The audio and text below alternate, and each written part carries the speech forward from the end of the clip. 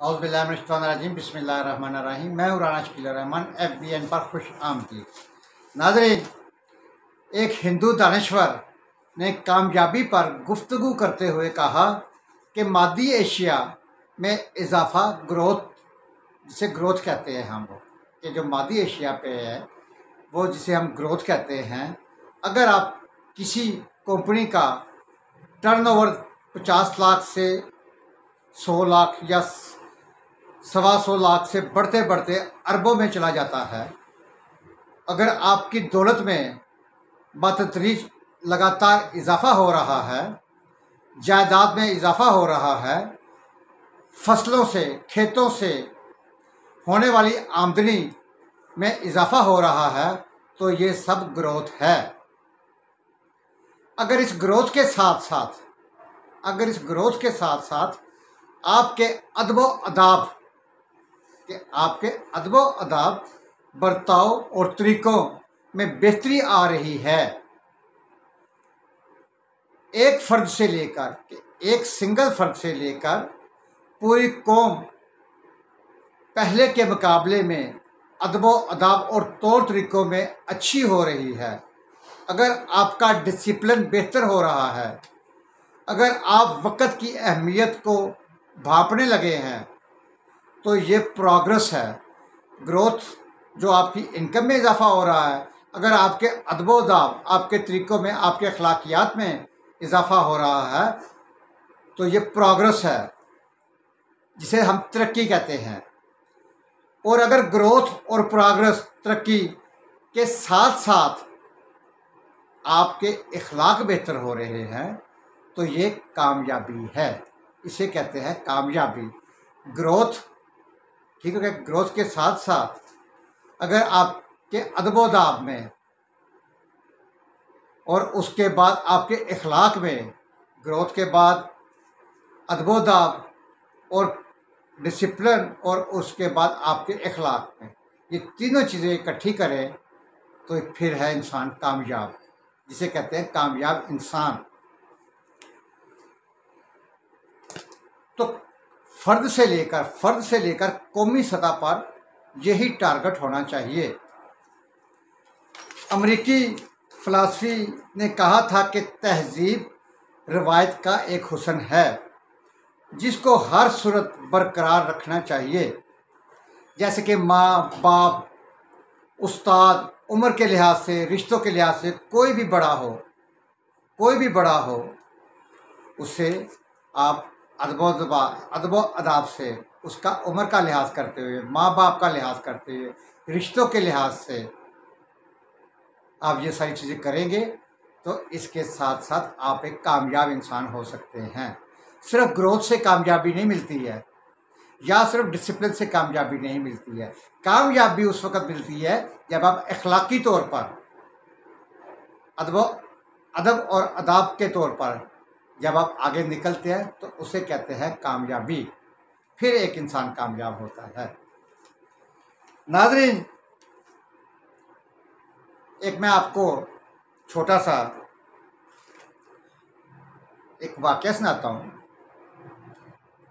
कि जिसे आप कह सकते हैं कि 30 मिनट की या 1 घंटे की अज़ियत, मतलब कि आप में सब्र और बर्दाश्त होना चाहिए। मैं कह लें कि एक नाम देता हूँ, आप उस नाम को कोई भी एक नाम रख लेते हैं। चलिए हम लोग इसे राशिद का नाम दे देते हैं कि राशिद अपने घर में इकलौता बेटा है, माँ बाप का इकलौता बेटा और 2 बहनों का इकलौता भाई, जो कि एक कॉलेज में स्टडी कर रहा है। वो अपनी गली में निकलता है, तो गली में राशिद का झगड़ा एक मोहल्लेदार के साथ हो जाता है। गली के एक लड़की के साथ उसका झगड़ा हो जाता है। बात गाली गलौज से बढ़ती हुई हाथापाई तक चली जाती है, लेकिन मोहल्ले के लोग इकट्ठे होते हैं और बीच बचाव करा देते हैं। राशिद गुस्से में घर आता है और अपने कमरे में बंद हो जाता है आके, और वो गुस्से से तलमला रहा होता है, उससे गुस्सा फुला रहा होता है। वो मंसूबे करता है कि यार मैंने इससे अब ये बदला कैसे लेना है, जो इसने मुझे गंदी गलीज गालियाँ निकाली हैं, इसका मैंने बदला कैसे लेना है। अब वो बड़ी अपने गुस्से से बाहर हो रहा है। वो गुस्से से बाहर, मतलब उसकी बर्दाश्त से गुस्सा बाहर होता है, तो वो उठता है, उठ के अपनी अलमारी खोलता है, उसमें से पिस्टल निकालता है। पिस्टल निकाल कर उसको लोड करता है, गोलियां भरता है उसके अंदर चैम्बर में। उसके बाद अब वो उसकी कत्ल की प्लानिंग शुरू कर देता है कि मैंने उस गली के लड़के को कैसे कत्ल करना है, रात को कत्ल करूं या सुबह करूं, दिन में करूं, और उसको मौका कैसे मिलेगा मुझे, ये सारी अपने ज़हन में एक प्लानिंग कर रहा होता है। इसी प्लानिंग के, जब प्लानिंग के दौरान अपने ज़हन में एक प्लान कर रहा होता है, तो इसी दौरान उसे एक अच्छे और मुखलस एक दोस्त की नसीहत याद आ जाती है।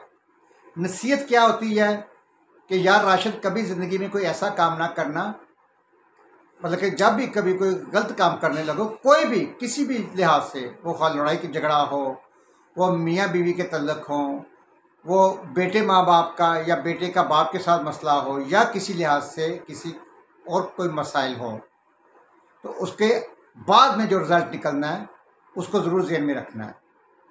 तो राशिद को जब ये बात उसके ज़हन में बैठती है, तो वह अब तसव्वुर करता है। अब तसव्वुर मतलब कि ये नाज़रीन ख्याल रखें कि वो तसव्वुर में खो जाता है। बाहर निकलता है, जो ही बाहर निकल के राशिद को वो दुश्मन सामने मिलता है, तो वह अपने दुश्मन के सीधे 3 फायर करता है। एक फायर उसके दिल पर रखता है, एक फायर उसके कंधों पे और एक पेट में। वहाँ पर उसके दुश्मन की डेथ हो जाती है। जैसे ही उसकी डेथ होती है, वो राशिद डर जाता है, तो वो भाग जाता है। उसके बाद पुलिस आती है और राशिद के बाप को और उसकी माँ को और उसकी बहनों को उठा के पुलिस थाने ले जाती है। जैसे ही राशिद को पता चलता है कि उसके बाप को, उसकी माँ को और उसकी बहनों को, और बहनें उसकी पढ़ रही होती है, मेडिकल कॉलेज की वो स्टूडेंट्स होती है, उन्होंने डॉक्टर बनना होता है, तो वो जब उसे पता चलता है कि जी मेरी बहनों को, माँ को और बाप को पुलिस उठा के थाने ले गई है, तो वो फौरी तौर पर तकरीबन घंटे के बाद थाने आकर पेश हो जाता है। जब थाने पेश होता है तो उसके बाप को गशियाँ पड़ रही होती है, माँ उसकी बेहोशी के करीब होती है, बहनें उसका अपना सर पीट रही होती है, बुरे हालात होते हैं थाने में। 2 घंटे के अंदर अंदर पुलिस ने उसकी बहनों और माँ और भाई बाप के साथ इतना बेरहमाना सलूक किया होता है। खैर, जब ये अपने आप को थाने में पेश करता है तो उसके माँ बाप को छोड़ दिया जाता है। उसके बाद नाज़रीन पुलिस का रिमांड लेती है, आहिस्ता आहिस्ता वो 14 दिन का रिमांड काटता है। उसके बाद उससे जेल हो जाती है, जेल चला जाता है, और उसके बाद उसका केस ट्रायल पे आ जाता है, ट्रायल शुरू हो जाता है।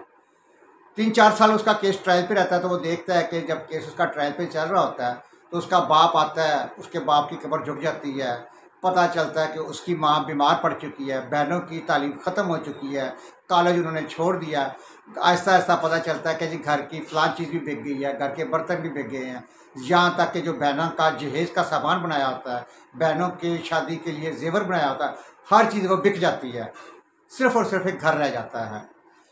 तो जब उसके बाप को पता चलता है, जज साहब फैसला देते हैं उसे फांसी का हुक्म हो जाता है। तो उसका बाप अपने बेटे की फांसी की अपील के लिए हाई कोर्ट जाना होता है। हाई कोर्ट में अब लाखों के हिसाब से वकीलों की फीस होती है, तो उसका बाप को घर सेल करना पड़ता है, मजबूरी कि यार मेरा बेटा किसी तरीके से फांसी से बच जाए। उसका बाप घर सेल कर देता है। हाई कोर्ट में अपील चली जाती है, हाई कोर्ट से भी फांसी स्टिल कायम रहती है। इसी तरह सुप्रीम कोर्ट में जाता है, अपील दायर होती है, सुप्रीम कोर्ट में भी उसकी अपील खारिज हो जाती है, सदर के पास जाती है, सदर से भी खारिज हो जाती है, और उसके फांसी हो जाती है। और फांसी के उसे आखिरी दिन होता है जेल के अंदर, और उसके माँ बाप और बहनें उसे मिलने आ रही होती हैं, तो देखते हैं कि बाप सूख कर पतला हो गया, माँ तकरीबन मरने के करीब है, मरने के, और बहनें जो हैं वो जवान बहनें, उनसे बूढ़ी औरतें, शक्ल उसकी बहनों की चंद सालों में एक बूढ़ी हो चुकी होती हैं। उसके बाद नाजरीन बहन भाइयों से आखिरी मुलाकात हो जाती है। रात को डॉक्टर आता है, उसकी गर्दन का नाप लेता है, उसके कद का, हाइट का नाप लेता है, और सुबह जब होती है तो उसे फांसी के तख्तावार पर लेकर जाया जाता है। अब यहाँ पे उसको सोचते हुए तकरीबन कह लें कि 25 मिनट तक, 25 मिनट ये ख्याल उसके जेहन में चलते हैं, 25-26 मिनट तक ये ख्याल रहते हैं। आखिरी जो 4 मिनट होते हैं कि उसे फांसी पर लटका दिया जाता है। जैसे उसे फांसी पर लटका दिया जाता है तो वो यकदम होश में आता है। फिर उसे याद आती है कि यार ये जो मैंने 30 मिनट की अजियत काटी है, और अपने आप में वो ठंडा होता है और पिस्टल को साइड पे रखता है।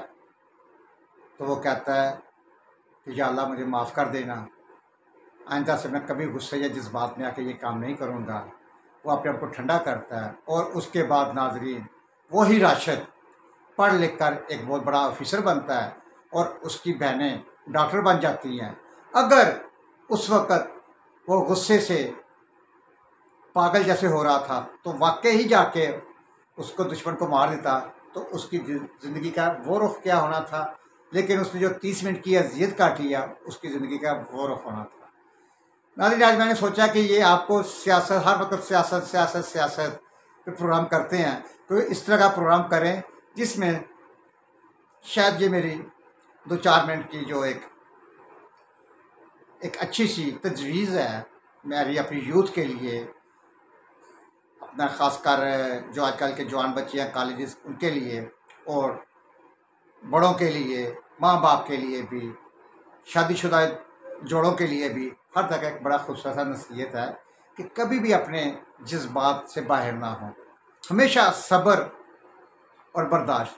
जिस शख्स ने ये सब्र और बर्दाश्त कर लिया वो समझ कि दुनिया का कामयाब तरीन आदमी हो गया। ये है कामयाबी। ग्रोथ के बाद नाजरीन उसके बाद ये आपकी जो कामयाबी है वो आ जाती है कि हर चीज़ जो है वो मादी एशिया ग्रोथ हो गई हैं, और उसके बाद अदबो अदब डिसिप्लिन हो गए हैं, और ये आपकी अखलाकियात जो है वो आपकी कामयाबी है। अखलाकियात में ये सब्र भी आता है, बर्दाश्त भी आता है, ये आपकी अखलाकियात है। तो इसमें आप एक कामयाब इंसान बन सकते हैं, और ये कामयाबी का एक बहुत बड़ा नुस्खा मैं अपने नाज़रीन के लिए छोड़े जा रहा हूँ। इस प्रोग्राम के साथ इजाज़त दीजिए। अल्लाह हाफिज़।